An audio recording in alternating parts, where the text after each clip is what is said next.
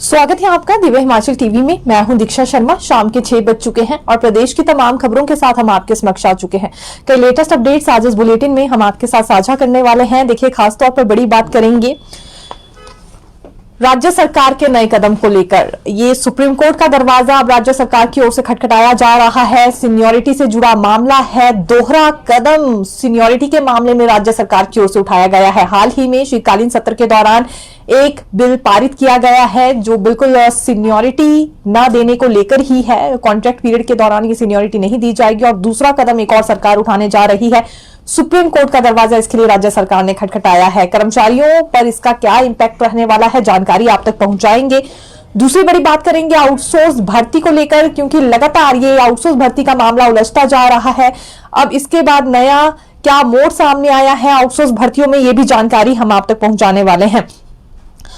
देखिए, Ayurvedic doctor association ने मुख्यमंत्री से एक और मांग उठाई है। जल्दी ही मुख्यमंत्री से मिलने भी वाले हैं। किस संदर्भ में, ये भी जानकारी आप तक पहुंचाने वाले हैं। और बड़ी बात करेंगे नए नगर निगम नोटिफाई होने को लेकर भी। तो बारी बारी से ये अपडेट हम आपके साथ साझा करने वाले हैं। बुलेटिन के अंत तक हमारे साथ जुड़े रहिएगा। शुरुआत मौसम से करना चाहेंगे, क्योंकि भले ही आज और कल मौसम साफ बना रहने वाला हो, लेकिन कल शाम से ही मौसम करवट बदल लेगा। यानी कि ये 27 दिसंबर से मौसम करवट बदलने वाला है। 27 की शाम से और 28 और 29 दिसंबर को भारी बर्फबारी के आसार ऊपरी क्षेत्रों में जताए गए हैं। मध्य पर्वतीय क्षेत्रों में भी बारिश बर्फबारी को लेकर आसार बने हैं। इसी तरह से निचले जिलों में भी बारिश को लेकर आसार जताए गए हैं। साथ ही साथ शीतलहर की चपेट में ये निचले जिले आ सकते हैं। ये मौसम विज्ञान केंद्र की ओर से प्रेडिक्शन जारी की गई है। हालांकि अभी व्हाइट क्रिसमस का मौका पर्यटकों को मिला। सफेद नजारा हिमाचल प्रदेश का उन्हें देखने के लिए मिला और व्हाइट क्रिसमस का लुत्फ भी उनकी ओर से उठाया गया। लेकिन अब इसके बाद न्यू ईयर के लिए भी ऐसी ही संभावना बन रही है। बिल्कुल बर्फबारी के आसार जताए गए हैं। और अच्छी बात यह है कि 29 दिसंबर के बाद फिर 30 और 31 दिसंबर को मौसम साफ बना रहेगा। यानी कि पर्यटकों के लिए जल्दी ही सड़कों को सुनिश्चित किया जा सकता है, सड़कों को खोला जा सकता है। अगर कुछ एक मार्गों पर फिसलन भी यहां पैदा हो जाएगी तो ये मौका प्रशासन के पास होगा। विभाग और प्रशासन को यहां भरपूर समय मिलने वाला है सड़कों को साफ करने का भी। खास तौर पर टूरिस्ट डेस्टिनेशंस के लिए जो मार्ग जाते हैं उनकी हम जानकारी दे रहे हैं। हालांकि इसी बीच कुछ एक गाड़ियों के स्किड होने की जानकारी भी सामने आई थी, जिस वजह से पुलिस विभाग ने दोबारा एडवाइजरी जारी की है। उनका कहना है कि ऐसे रास्तों पर गाड़ियां ना चलाएं जहां पर बर्फबारी हुई हो, फिसलन हो या बर्फ जमी हुई हो। क्योंकि अभी देखिए, हाल ही में ये मामला सोलंग नाला का बताया जा रहा है। एक गाड़ी स्किड हुई जिसके बाद 8 गाड़ियां एक दूसरे से जाकर टकराई। बड़ा हादसा यहां पर पेश आ सकता था। एक वीडियो देखिए और वायरल हो रही है। ये कुफरी की बताई जा रही है। ठियोग से शिमला की ओर गाड़ी आ रही थी और पूरा 360 डिग्री में ही ये गाड़ी घूम गई है तेजी से। ये वीडियो भी काफी ज्यादा वायरल हो रहा है। भयानक वीडियो ही है एक तरह से, क्योंकि यहां भी बड़ा हादसा पेश आ सकता था। तो अपनी जान जोखिम में ना डालें। ऐसे सड़क मार्ग जहां पर फिसलन हो गई हो या फिर जोरदार बर्फबारी का सिलसिला शुरू हो जाता है तो साइड में यानी कि किनारे में ही, सड़क के किनारे अपनी गाड़ियों को पार्क करें। ये पुलिस विभाग की ओर से पहले ही हिदायत दी गई है। कम से कम ब्रेक लगाए, नए टायरों का ही इस्तेमाल करें। और इसके अलावा मौसम ज्यादा खराब है या विजिबिलिटी को लेकर खतरा बना हुआ है तो भी गाड़ी चलाने का जोखिम न ले। खासतौर पर पर्यटकों को यह हिदायत दी गई है। और ट्रैकिंग की प्लानिंग कर रहे हैं तो ठीक है, इस वक्त अभी भी आ सकते हैं, लेकिन 27 के बाद मौसम ज्यादा खराब होगा। खासतौर पर ऊपरी इलाकों में भारी बर्फबारी के आसार जताए गए हैं तो ट्रैकिंग करना भी उस मौसम में ठीक नहीं रहने वाला है। ये भी हिदायत दी गई है। विंटर कार्निवाल की शिमला में आज तीसरी स्टार नाइट है। देखिए कौन कौन कलाकार आने वाले हैं। इसमें एक किशन वर्मा है, एक अजय चौहान है, एक अज्जू तोमर है और सोनिया शर्मा है। ये अपनी प्रस्तुति देंगे। लोकल कलाकार ही बुलाए गए हैं। इसके अलावा कुल्लू, मंडी और ऊना के सांस्कृतिक दल भी आए हुए हैं अपनी प्रस्तुतियां देने के लिए। पिछले कल भी स्टार नाइट काफी ज्यादा हंगामेदार रही है, क्योंकि इस बीच एक वीडियो भी वायरल हुआ है जिसमें पर्यटकों के बीच ही लात घुसे चल रहे हैं। ये तेजी से वीडियो वायरल हो रहा है। ये देखिए, सैकड़ों की भीड़ वहां पर एकत्रित हुई थी, नाच गाना चल रहा था और उसी बीच किसी बात को लेकर अनबन हो गई दो गुटों में। हालांकि दोनों ही पर्यटकों के गुट बताए जा रहे हैं, लेकिन पुलिस के पास ऐसी कोई जानकारी नहीं है, ना ही कोई शिकायत दर्ज की गई है। लेकिन वीडियो जरूर तेजी से वायरल हो रहा है। 2 से 3 मिनट तक ये झड़प का मामला वहां देखा गया, जिस वजह से कुछ लोगों में भगदड़ भी मच गई थी, काफी ज्यादा भीड़ क्योंकि रिज मैदान पर थी। मुख्यमंत्री सुखविंदर सिंह सुक्खू की ओर से ये निर्देश जारी किए गए हैं कि कोई भी पर्यटक झूमता हुआ नजर आता है, कि मान लीजिए उसने शराब पी है, उसके बाद झूमता है, तो सही सलामत उसे होटल तक पहुंचाया जाए, ना कि सलाखों के पीछे उसे भेजना है। ये पुलिस को निर्देश जारी हुए हैं और इसी का फायदा उठाते हुए कुछ एक पर्यटकों की ओर से ऐसी घटनाओं को अंजाम दिया जा रहा है। जैसे पिछले कल ही लात घुसे चल पड़े थे, भगदड़ मच गई। कई ऐसे लोग थे जो एंजॉय करने के लिए आए थे, लेकिन घबराकर अपने घर वहां से वापस लौट गए। अभी वीडियो भी तेजी से वायरल हो रहा है और ये 10 से 12 लड़के हैं जो कि आपस में भिड़ते हुए नजर आए हैं। फिलहाल पुलिस के पास ये जानकारी उस वक्त पहुंची नहीं, ना ही कोई शिकायत दर्ज की गई, इसलिए बताना मुश्किल है कहां से ये लड़के आए थे, यानी किस राज्य से आए थे। लेकिन अधिकतर इसमें ऐसे लड़के वीडियो में देखे जा सकते हैं जिन्होंने पगड़ी बांधी हुई है, जिस वजह से ये पंजाब, हरियाणा, चंडीगढ़ या दिल्ली से संबंधित अभी बताए जा रहे हैं। तो ये लात घुसे चलने का मामला भी सामने आया है और आज कोशिश ये रहेगी पुलिस की कि शांति पूर्वक वहां पर एक तरह से माहौल बना रहे, इस तरह के झड़प भरे मामले सामने ना आए। एंजॉय करने के लिए लोग पहुंचेंगे तो ठीक है, नाच गाना होना चाहिए, लेकिन लात घुसे ना चले, इस तरह की कोशिश अब वहां पुलिस की ओर से भी आज रहेगी। एसबीआई कॉन्ट्रैक्ट वर्कर्स यूनियन की ओर से मोर्चा खोल लिया गया है बैंक प्रबंधन के खिलाफ। कांगड़ा में आज इन्होंने प्रदर्शन किया है सीटू के बैनर तले। दरअसल कॉन्ट्रैक्ट वर्कर्स का कहना है कि शोषण इनका हो रहा है, 5 बजे के बाद भी इनसे काम लिया जाता है, अपनी सेवाओं के साथ अन्य नियमित तौर पर सेवाएं इनसे ली जा रही हैं, जिसके बदले कोई ओवर टाइम भी नहीं मिलता है। और इसी बीच यहां अंधाधुंध तबादले किए जा रहे हैं बैंक प्रबंधन की ओर से। ये बिल्कुल गलत है, ये श्रम कानून का उल्लंघन है। अनुबंध श्रम अधिनियम 1970 के मूल सिद्धांतों का भी ये विरोध है। इसीलिए जल्द से जल्द इस तानाशाही रवैये को बंद करते हुए प्रबंधन को ये सभी तबादले रद्द करने होंगे। तबादलों को रद्द करने पर ही इनकी ओर से खास फोकस किया गया है कि अंधाधुंध तबादले हो रहे हैं और ये रूल्स के तहत यहां तबादले नहीं किए जा रहे हैं। तो इस बात से परेशान होकर इन्होंने प्रदर्शन भी किया, तबादलों को वापस लेने की भी मांग उठाई है और ओवर टाइम इन्हें दिया जाए, क्योंकि अतिरिक्त सेवाएं इनसे ली जाती हैं 5 बजे के बाद और पहले भी नियमित तौर पर रोजाना ही इनसे ऐसी सेवाएं ली जा रही हैं जो कि इनका काम नहीं है।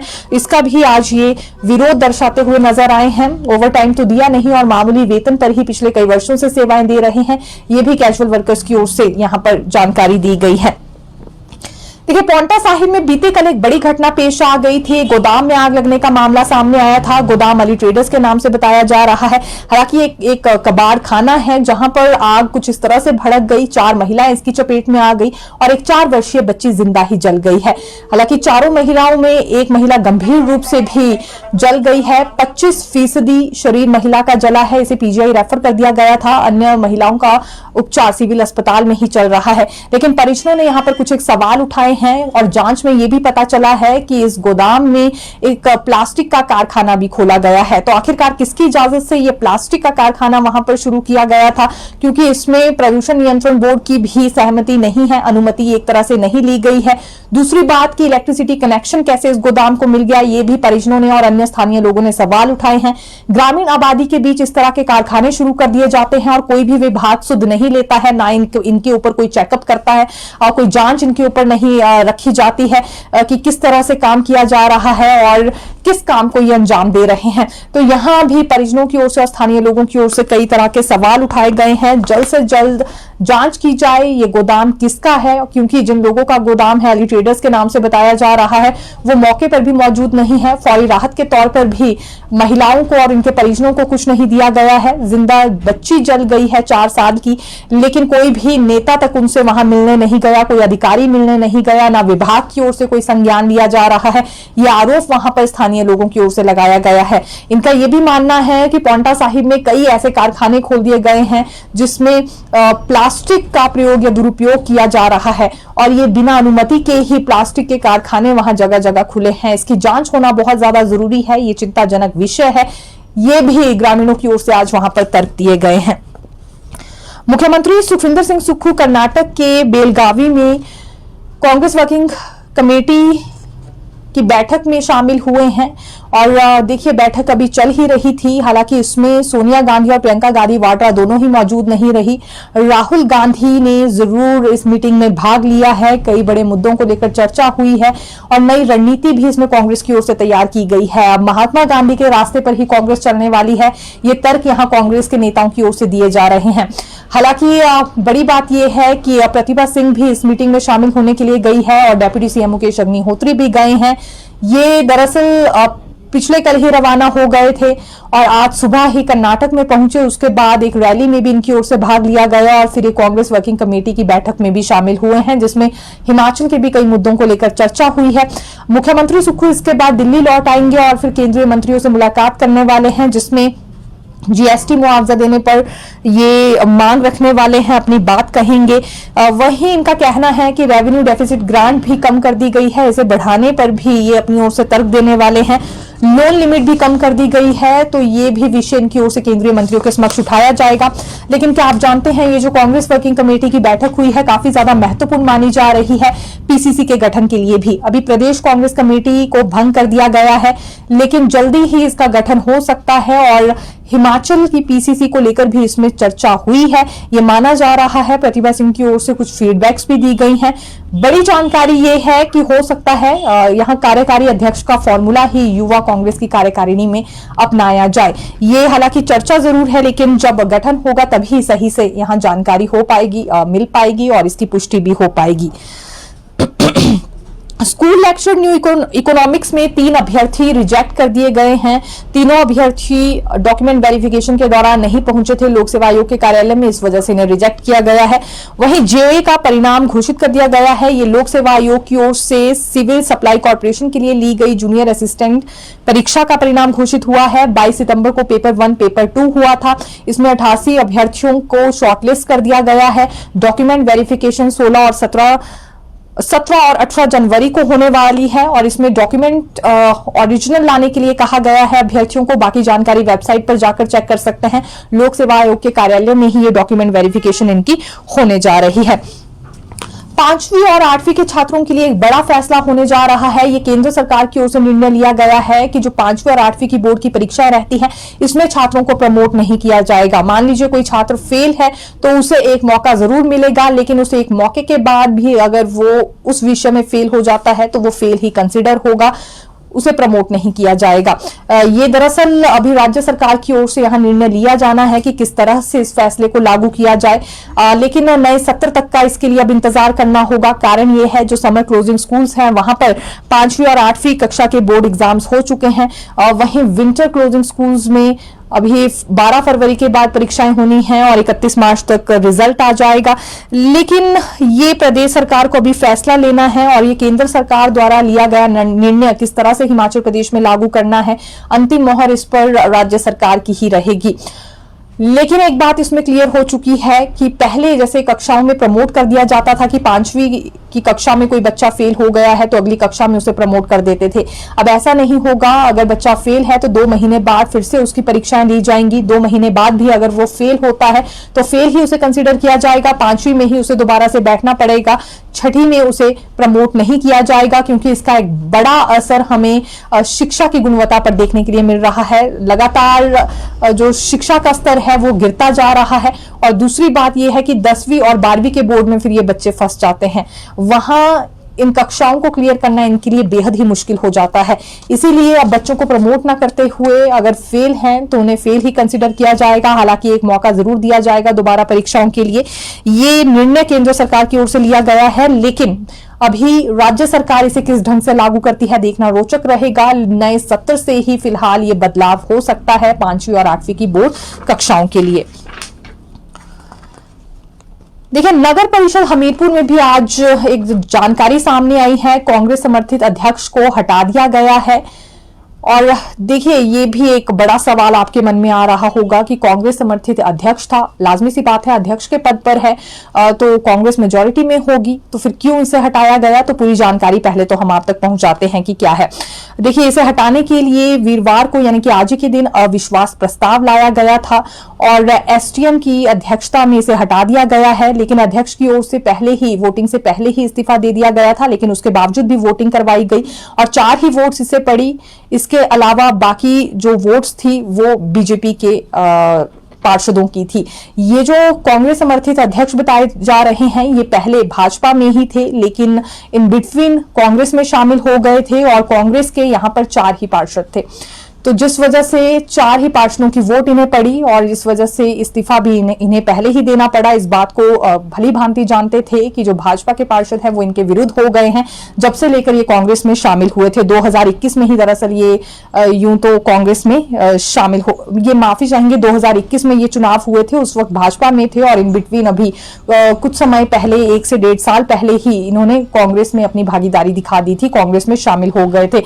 1.5 साल से भाजपा के पार्षदों की ओर से ये रणनीति तैयार की जा रही थी कि इस पद से इन्हें हटाना है और इन्होंने भाजपा के साथ दगाबाजी की है।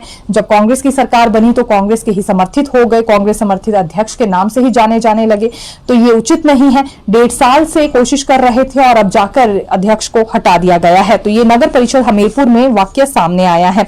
1.5 साल से जो मुहिम भाजपा के पार्षदों की ओर से चलाई गई थी आज उसमें जाकर कामयाब हुए हैं, ये कहना गलत नहीं होगा। सीनियरिटी पर देखिए डबल फैसला एक तरह से सरकार लेने जा रही है, यानी कि दोहरे कदम सरकार की ओर से उठाए जा रहे हैं। अभी शीतकालीन सत्र के दौरान एक बिल पास किया गया है जिसमें स्पष्ट ये बात हुई है कि कॉन्ट्रैक्ट की अवधि में सीनियरिटी और वित्तीय लाभ नहीं दिए जाएंगे। हालांकि अभी राजभवन ये बिल नहीं पहुंचा है और अंतिम मंजूरी राजभवन से ही मिलने वाली है, इसी वजह से कर्मचारियों की नजर भी राजभवन पर है। लेकिन इसके अलावा सुप्रीम कोर्ट का दरवाजा भी राज्य सरकार की ओर से खटखटाया गया है। ये ताज मोहम्मद और लेखराम केस में सुप्रीम कोर्ट जा रही है। राज्य सरकार इसके लिए सिविल सप्लाई विभाग की ओर से याचिका दाखिल कर दी गई है। जल्दी ही केस लिस्ट हो जाएगा। जैसे ही ये केस लिस्ट होता है तो पत्र जारी किया जाएगा राज्य सरकार की ओर से सीनियरिटी रोकने पर, वरिष्ठता को रोकने पर पत्र जारी किया जा रहा है। तो एक तरह से ये दोहरा कदम उठाया गया है सीनियरिटी केस में सरकार की ओर से। कॉन्ट्रैक्ट अवधि में भी सीनियरिटी और वित्तीय लाभ नहीं दिए जाएंगे और इसके अलावा जो लोग कोर्ट का दरवाजा खटखटाने गए भी थे, जिन केसेस में या फिर दे भी दी गई है सीनियरिटी और वित्तीय लाभ, वो भी अपनी रिकवरी को लेकर काफी ज्यादा घबराए हुए हैं। इसके अलावा वरिष्ठता को लेकर अभी प्रक्रिया चल ही रही थी। अब ये भी डर सता रहा है कि कहीं ऐसा ना हो ये प्रक्रिया भी प्रभावित हो जाए। कर्मचारियों की ओर से लगातार इसे लेकर विरोध जताया जा रहा है। विभिन्न कर्मचारी संगठन सामने आ गए हैं जिनका कहना है कि कर्मचारियों का गला घोटने जैसा ये है। केवल कॉन्ट्रैक्ट वाले कर्मचारी ही कमजोर वित्तीय स्थिति के लिए जिम्मेदार नहीं है, तो महज इसमें कर्मचारियों को ही सजा क्यों दी जा रही है, ये भी उनका मानना है। और इससे पहले जो कोर्ट से ऑर्डर आए हैं सीनियरिटी के मामले में, उनका सम्मान राज्य सरकार को करना चाहिए, ये भी कुछ कर्मचारी संगठनों की ओर से हवाला दिया जा रहा है। कैबिनेट में फैसले के बाद राज्य सरकार ने नई शहरी निकाय नोटिफाई कर दिए हैं। इसमें सोलन के बद्दी और ऊना में नगर परिषद को नगर निगम में अपग्रेड किया है। इनमें नए क्षेत्र का विलय भी किया गया है। जिन शहरों की अब नोटिफिकेशन हुई है उसमें नए नगर निगमों के अलावा बनीखेत नगर पंचायत, ज्वाली नगर पंचायत, कुनिहार नगर पंचायत नई बनाई गई है, जबकि पौंटा साहिब, ज्वालामुखी और देहरा नगर परिषद में नए क्षेत्र शामिल किए गए हैं। देखिए अभी यहाँ डॉक्टर एसोसिएशन एक और सामने आई है। ये आयुर्वेदिक चिकित्सा अधिकारी हैं। आयुर्वेदिक चिकित्सा अधिकारियों का कहना है कि जिस प्रकार का लाभ एलोपैथी डॉक्टर्स को दिया गया है कि अध्ययन अवकाश में भी उन्हें पूर्ण वेतन दिया जाएगा, यही लाभ उन्हें भी दिया जाए। क्योंकि इससे पहले ये जब मुख्यमंत्री से मिले थे 2 नवंबर को, तो आश्वासन इन्हें दिया गया था कि एलोपैथी डॉक्टर्स के बराबर ही इन्हें दर्जा भी दिया जाएगा और एलोपैथी डॉक्टर्स के बराबर ही सभी सुविधाएं मिलेंगी। तो ऐसे में जो एलोपैथी डॉक्टर्स के लिए फैसला लिया गया है उसका ये स्वागत करते हैं, क्योंकि अध्ययन अवकाश दिया जा रहा है स्नातकोत्तर के लिए। और इसके अलावा दूसरी बड़ी बात यह कि पूर्ण रूप से वेतन भी उन्हें मिलने वाला है। पहले वेतन का 40% हिस्सा ही मिलता था, लेकिन पूर्ण वेतन देने पर सरकार ने फैसला लिया है। ये स्वागत करते हैं इस निर्णय का, लेकिन इनके वर्ग को यानी कि इनकी कैटेगरी को भी ये लाभ मिलना चाहिए। तो आयुष डॉक्टर्स अब रणनीति तैयार कर रहे हैं कि कब मुख्यमंत्री से मिलेंगे और इस बात को मुख्यमंत्री के समक्ष रखने वाले हैं। आउटसोर्स भर्तियां और ज्यादा उलझती हुई नजर आ रही हैं। इसमें देखिए पहले जानकारी सामने ये आई थी, जो कोर्ट की ओर से आदेश जारी किए गए थे कि जितनी भी कंपनीज हैं आउटसोर्स के माध्यम से जिनके तहत भर्तियां होती हैं उनका डाटा सार्वजनिक किया जाए, वो रजिस्टर्ड है या नहीं है। लेकिन अब माना ये जा रहा है कि ये जितनी भी कंपनियां हैं आउटसोर्स भर्तियां जिनके तहत होती है, अब इनकी स्क्रीनिंग भी करवानी पड़ सकती है। तो मामला और ज्यादा उलझता जा रहा है। जब तक भर्तियों का ये सिलसिला एक तरह से यूं ही जारी रहेगा या जो पेच इसमें फंस गया है एंटिटी भर्ती भी तब तक नहीं हो पाएगी। यानी कि ये स्टेज जब तक नहीं हटता है एंटिटी भर्ती का करना भी काफी ज्यादा मुश्किल हो गया है। इस पूरे मामले में 31 दिसंबर को अगली सुनवाई होने वाली है और इलेक्ट्रॉनिक डेवलपमेंट कॉर्पोरेशन की ओर से या राज्य सरकार की ओर से जो तर्क दिए जा रहे हैं आउटसोर्स कंपनियों को लेकर वो कोर्ट अभी मान नहीं रहा है। तो अब स्क्रीनिंग ही करवानी पड़ सकती है जिसमें पूरी वेरिफिकेशन होगी कि ये कंपनी कब बनी थी, रजिस्टर्ड है नहीं है और किन नियमों के तहत इसमें आउटसोर्स कर्मचारी भर्ती किए जा रहे हैं। तो तमाम चीजों को लेकर अभी सवाल उठने वाले हैं।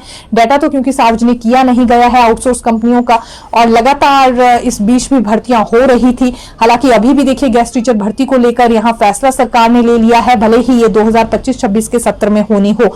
तो इसी से नाराज होकर पिटिशनर की ओर से कुछ और दावे भी कोर्ट में किए गए हैं, जिस वजह से अब एम्पेनल्ड कंपनीज का ब्यौरा भी मांगा गया है और इनकी स्क्रीनिंग भी करवानी पड़ सकती है। तो फिर मिलेंगे नई खबर के साथ। देखते रहिए दिव्य हिमाचल टीवी। धन्यवाद।